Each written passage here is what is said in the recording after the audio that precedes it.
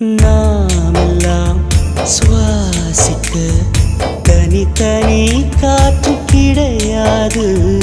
மேகங்கள் மேகங்கள் இடங்களை பார்த்து பொழியாது.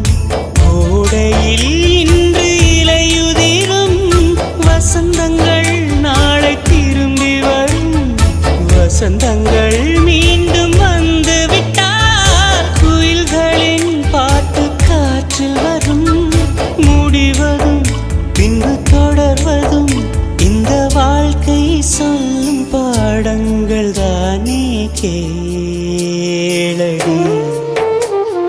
கடவுள் தந்த அழகிய